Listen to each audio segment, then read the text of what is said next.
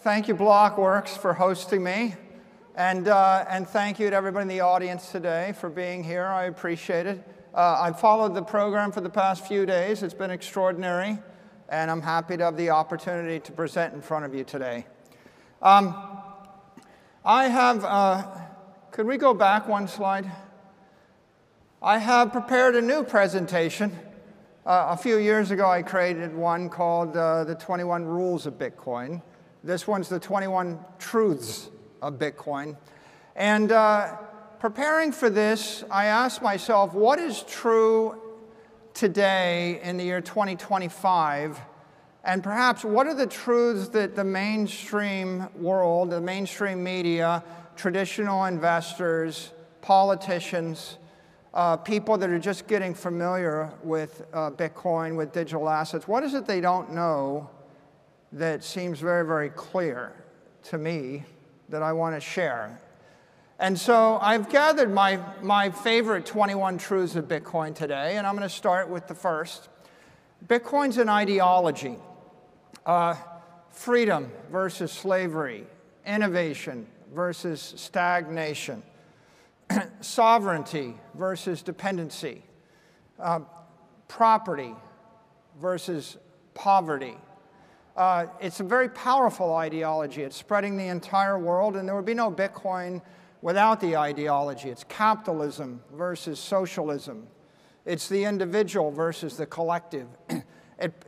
It pops up throughout human history. We see these themes for the last thousands and thousands of years. You see these themes in the writings of the Austrian economists. You see these themes in the writings of Voltaire and the intellectuals of the 19th, the 18th, the 17th century. You even see these themes in the Constitution of the United States. The Founding Fathers had this ideology. And you'll see it echoing throughout Bitcoin. The second truth of Bitcoin is protocol. Satoshi created a protocol based on that ideology. The 21 million coins, the block sizes, the 10-minute centers, the SHA-256 hashing. It was an integrated protocol. It's not the only way you could have done it, you know. You could have base 10 math, but you could have base 2 math. You could have English as a protocol, but there's also French as a protocol. Bitcoin's a protocol for prosperity.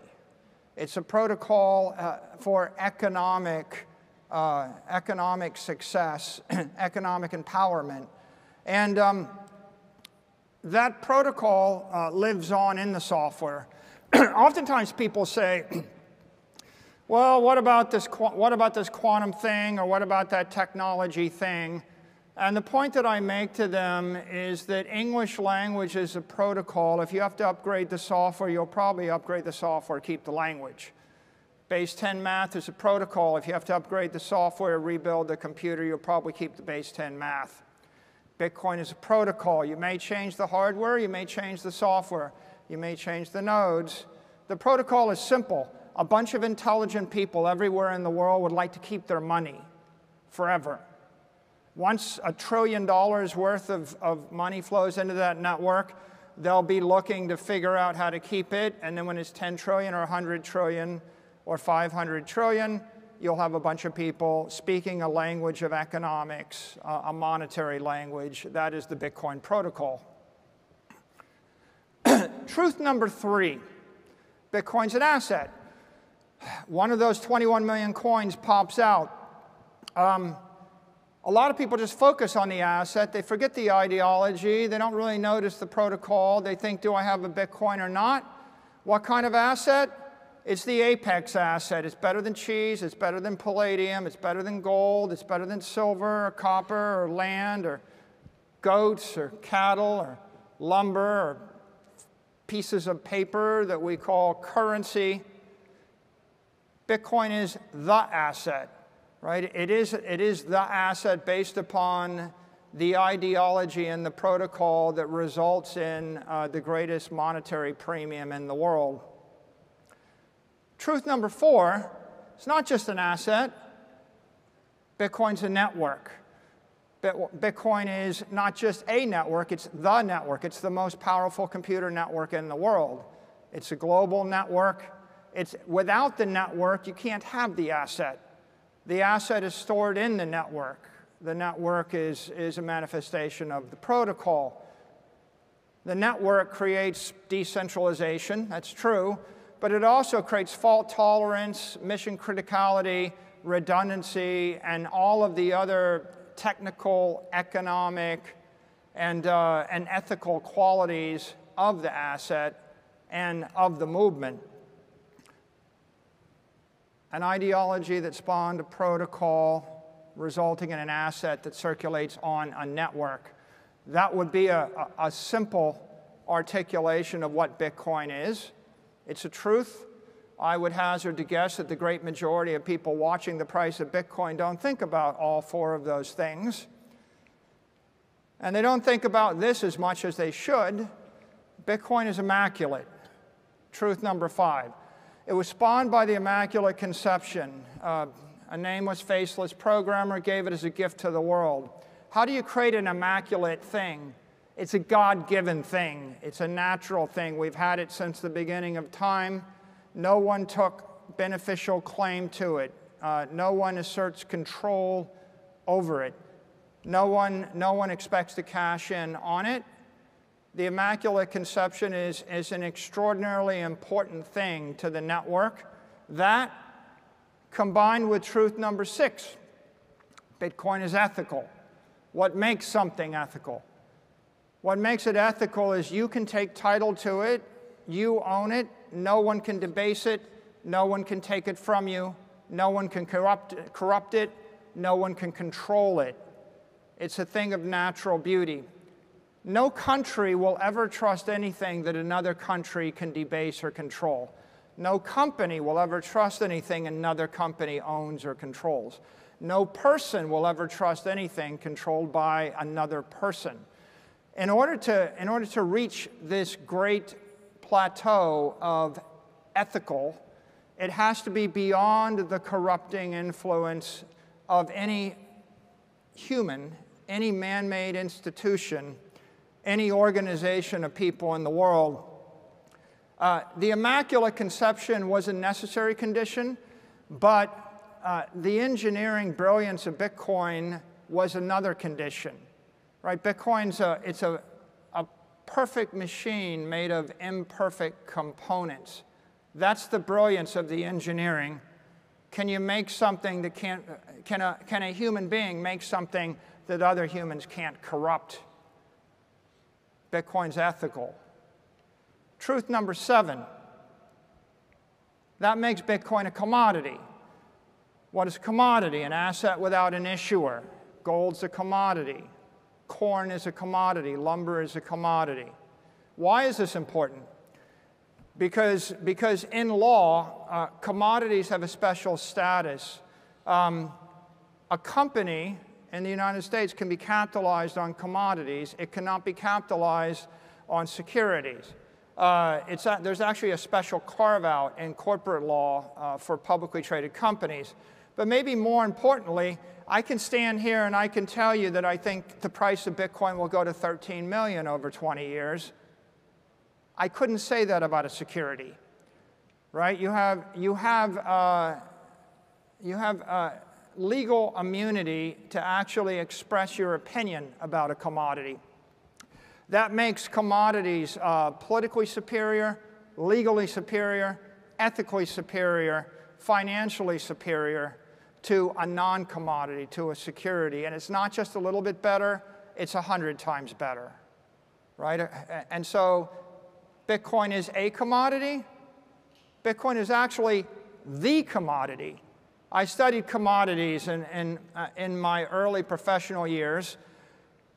Every other commodity can be created with technology, with capital, with know-how. If you were going to take your family's life savings and buy a commodity to hold for 100 years, and you thought about it, would you buy soybeans or corn or oil or natural gas or lumber, coal, silver?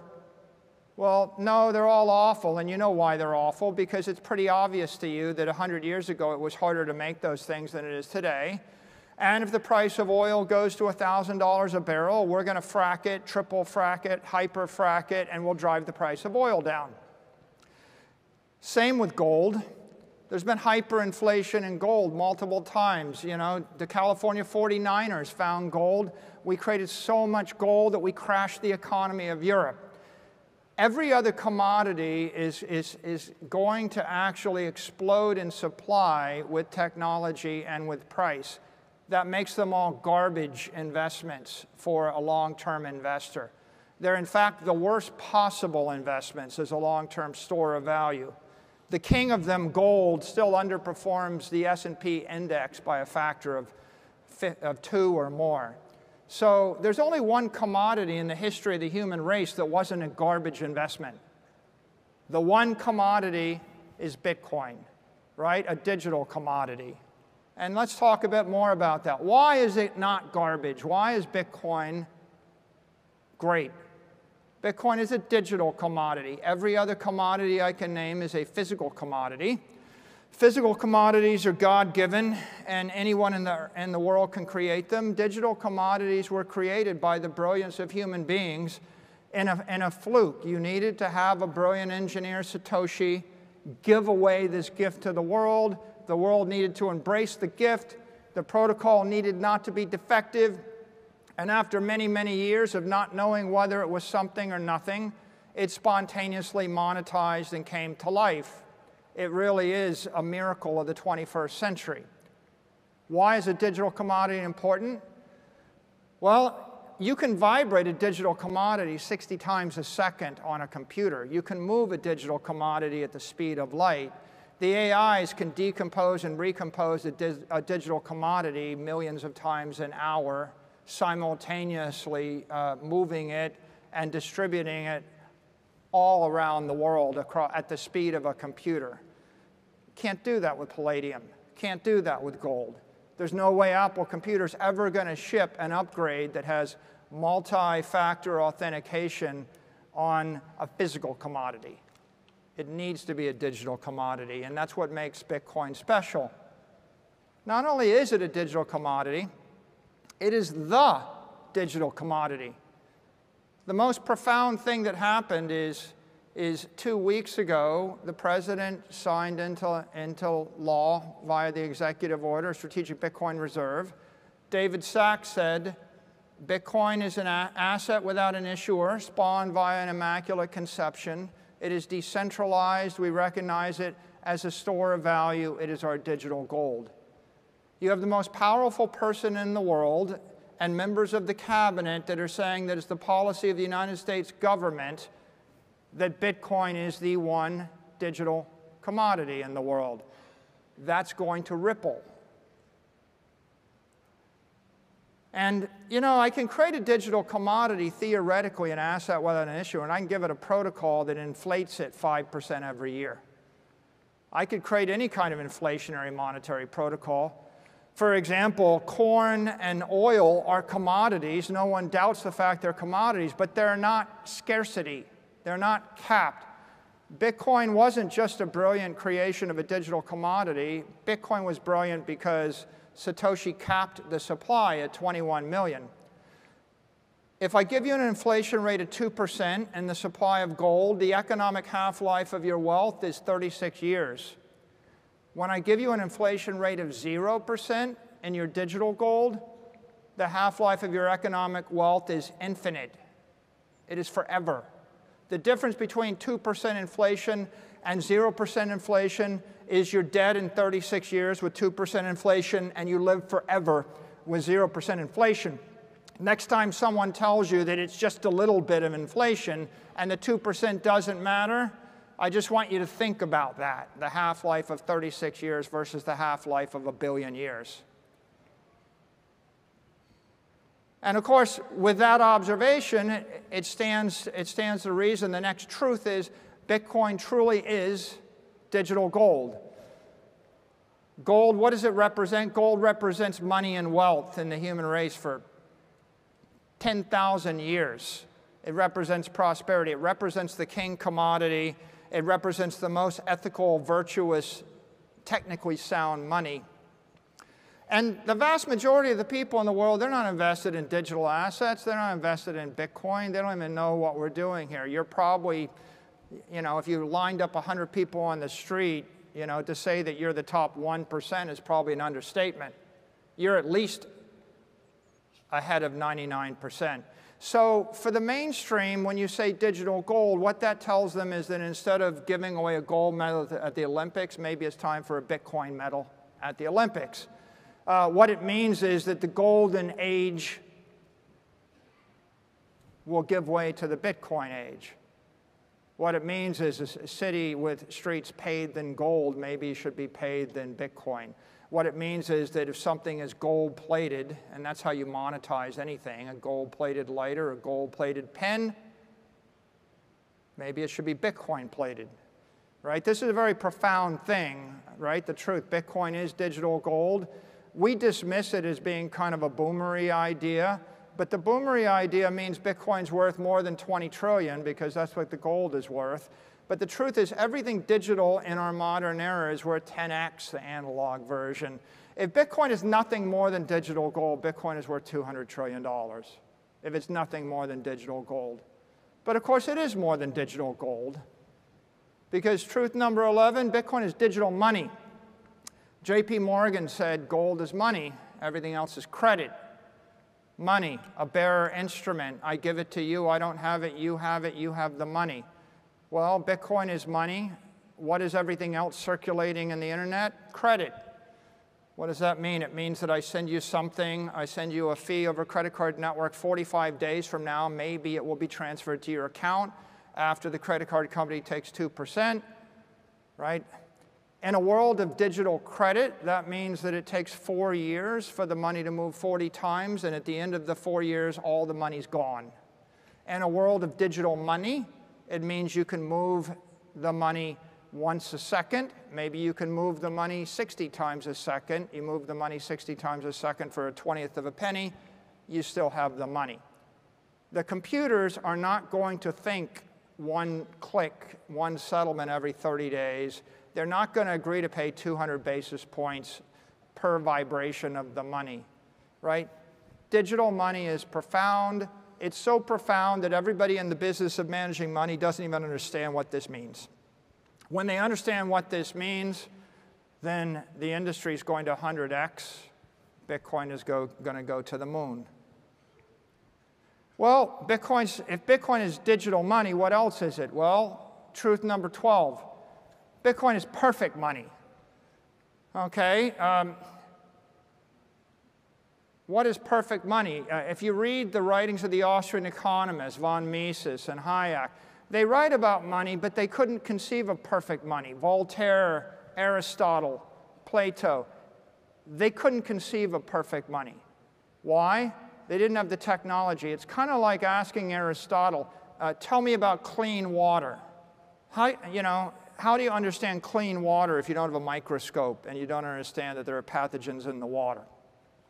Nobody understood perfect money until Satoshi gave it to us, and that's because it was impossible to create perfect money before modern semiconductors, modern internet, modern cryptography.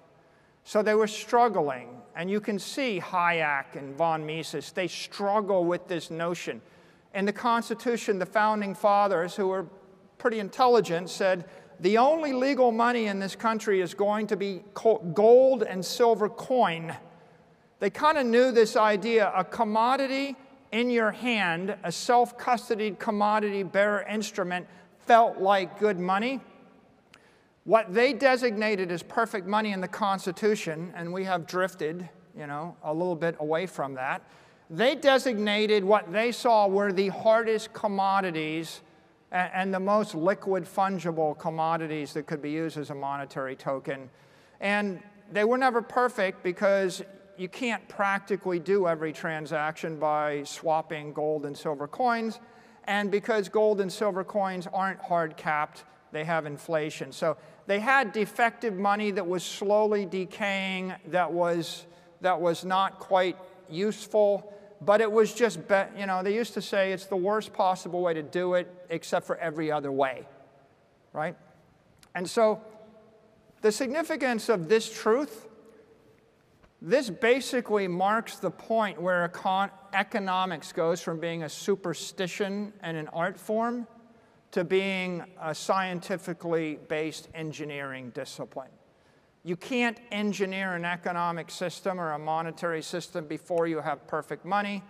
It's just like trying to do good math, but 2 + 2 = 5 on Tuesday, and it equals 4 on Wednesday. And if you don't have stable numbers, you can't do math. And if you don't have stable money, you can't do economics.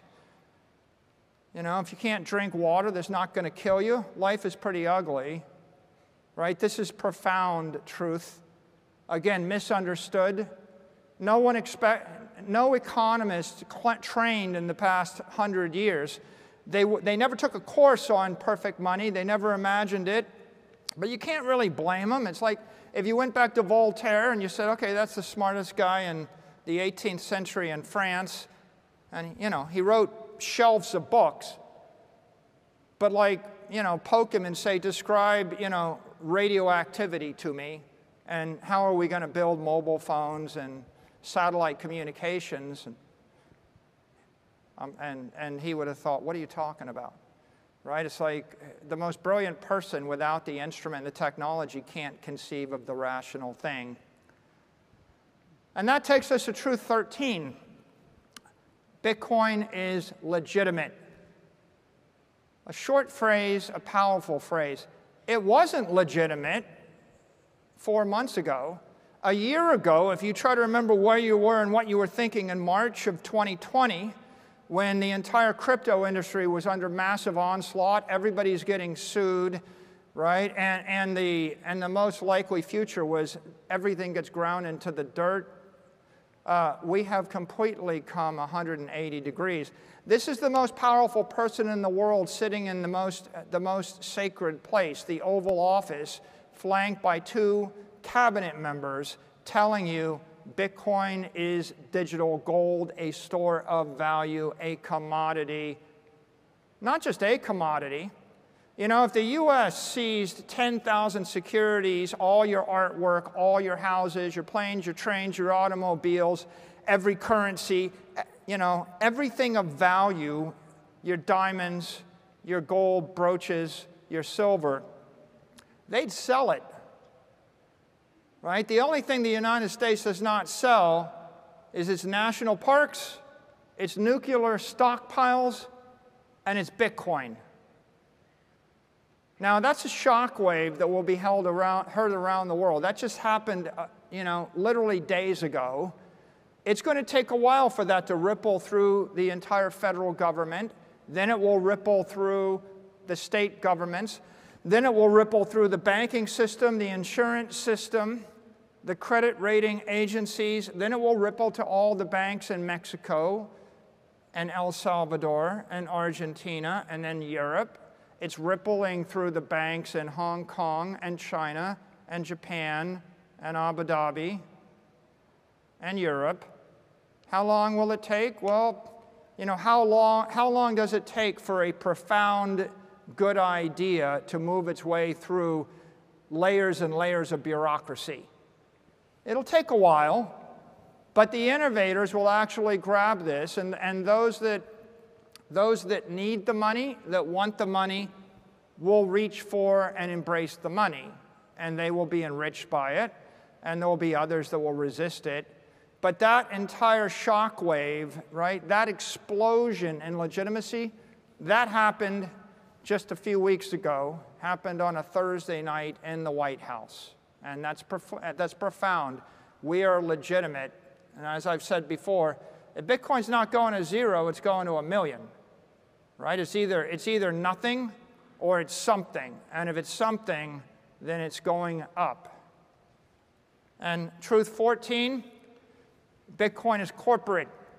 You know, I talked a little about corporate law. I'm very sensitive to it because I ran a public company for many years. We came public in '98. Every public company in the world is capitalized on one of 2 things. You're either going to capitalize on short-dated treasuries or sovereign debt, in essence currency, or you're going to capitalize on a commodity. Well, it turns out that every commodity other than Bitcoin underperforms the S&P index. It doesn't beat the cost of capital. So capitalizing upon silver or gold or palladium or oil makes no sense. There is one commodity that you can put 100% of a corporate balance sheet in. And that one commodity is a digital commodity, and that digital commodity is called Bitcoin. And so what does it mean? It means that for the first time in 100 years, companies can recapitalize, and they are recapitalizing. And what does that mean? That means a company starts by sweeping a little bit of excess cash, and then cash flows, and then it sells some equity, and then it issues some debt, and then another company follows, and another company follows. Right now, there's about 80 companies that are starting to buy Bitcoin, and there's probably 80 ETFs. We're going to see another one every week, and another one every week, and pretty soon there'll be hundreds. And those hundreds become the gateways for hundreds of trillions of dollars of equity capital and fixed income capital to migrate into the entire digital assets economy. And you can see it right in front of your face. You see a company like Metaplanet goes from one hotel being worth a few $1 million to being worth $1 billion in 12 months. Where does it stop? It's not going to stop, right? If you're legitimate, you're corporate, right? You're going to see a transformation of mainstream organizations. The 15th truth, Bitcoin is global. Everywhere in the world I go, I meet someone, and they say, well, thanks, thanks because I bought a Bitcoin for my daughter, or I bought a Bitcoin for the family. We appreciate what you're doing. And you know what I say? I say thank you because I appreciate what you're doing. Bitcoin is global, Your Apple stock isn't. Your land isn't, right? The artwork that you hold isn't global, right? Bitcoin is a global asset. It means somebody in Nigeria buys it, and they're getting the benefit of entrepreneurs in Manhattan.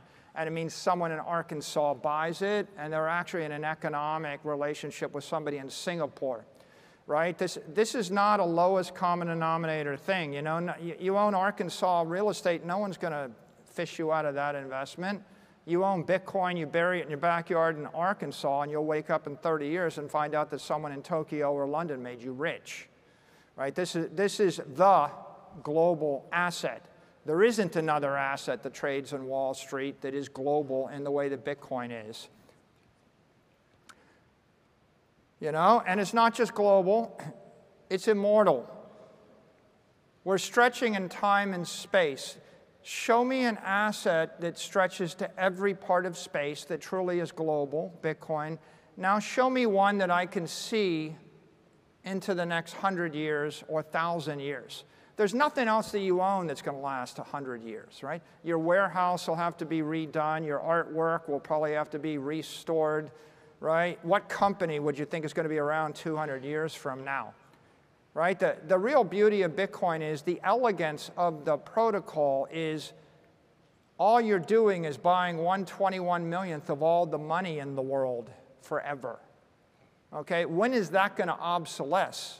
Like, when are you not going to want to own 1/21 millionth of all the money in the world forever, right? It's not like iPhone 99. It's not like, getting the next upgrade on the whatever gadget, right? Bitcoin is immortal because the idea is so timeless and so elegant, and the network is just virally going to spread.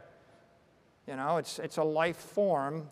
And if it's immortal, it means you can actually think 200 years in advance. No company expects to live more than 10, 20, 30 years. Everybody's short term. It takes me to truth number 17 is digital energy. A calorie is organic energy. A Satoshi is digital energy. If you want the AI, if you want to put life in cyberspace, if you want to bring an AI to life, you have to imbue it with digital energy. Then it comes to life. Then it thinks. Then it lives. Then it procreates. Maybe it lives forever. You can't. Anything that is funded with digital credit is just a shadow. It's a shade. It's a ghost. If you want something to be a true life form, you have to put real energy into it. I've said many times before, Bitcoin is a conservative asset. I give it to you. I don't have it. It implements conservation of energy in cyberspace, but the more important point is it's going to bring life to cyberspace. Truth 18, if it's digital energy, then Bitcoin's a digital energy network. How do you move energy from point A to point B? How do you vibrate energy, right? How do you do it in a rapid, at the speed of a computer rate? How do you bring the entire world into that relationship? You can't do it with a credit IOU, and certainly you're not shipping gold from New York to Tokyo in a second. Which takes us to truth number 19. If it's an energy network, Bitcoin is a digital economic system. How do you post $10 million for 5 minutes, with a company across the country and fetch it back? Vibration, how do I give it to someone, take it back in 18 seconds? How do I swap a capital asset for a currency asset? We see this in DeFi, right? I'm swapping Bitcoin for stablecoin for Bitcoin, but think more broadly, right? Think about a world of 1 billion robots talking to 1 billion AIs that are thinking at the speed of the computer, that want to actually transact millions and millions of times an hour in time and space. They're going to do it with a digital energy network. And that takes us to truth 20. If it's an energy network, I can reverse it. Bitcoin becomes a digital defense system. Bitcoin is the most powerful network. What's the unit of power? The exahash. If I actually place my cryptographic keys, my identity, my authentication behind that hash wall, behind that wall of digital energy, then I can secure a system, authenticate a system, defend a system, potentially even attack a system. You can't be a superpower if you lose control of your airspace. You can't be a superpower if you lose control of outer space. You can't be a superpower if you lose control of cyberspace. Control of the digital power network, the mining network, the hash network is control of the ability to move energy and capital from point A to point B. Control the network, control your destiny. Lose control of the network, you lose the ability to engage in digital commerce. Maybe you lose the ability to secure your cyber systems. It's a defense system. And with that, I'll end with my final truth, truth 21. Bitcoin is an emerging solar system. Everybody says it's a network, and then they go, yeah, I read something about Metcalfe's law. And Metcalfe's law is like knowing enough to hurt yourself. It's not a Metcalfean network. It's a Newtonian network. Bitcoin is an evolving network. Think a star system forming. There is matter, there is energy. It's the brightest thing in the financial universe. It's got a magnetic field.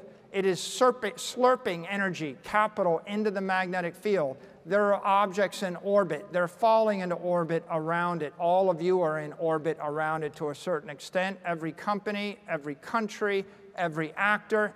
It is getting more powerful. It will continue to get more powerful. It will continue to get brighter, right? A Metcalfean idea is like a little asteroid went past on the left and a white dwarf went past on the right, and they're both equal. Well, they're not equal. The white dwarf is going to suck the atmosphere off my planet, and the little asteroid is irrelevant. It's like a cute little shooting star. It made a little spark for me, right? This is not a little Metcalfean network. This is a network where when someone brings $1 billion to the network, it matters. When they bring 10 billion, it matters more. When they bring 100 billion, it matters more. The more capital, the more energy that flows in the network, the more powerful, the greater the gravitational field. Eventually, anyone in the orbit, right, has to adjust their trajectory in order to accommodate that gravitational field. You see this thing coming to life in front of you. It's going to have Newtonian dynamics, and it is an energy system emerging. And these are the 21 truths. Thank you for your time, and please go tell someone the truth about Bitcoin.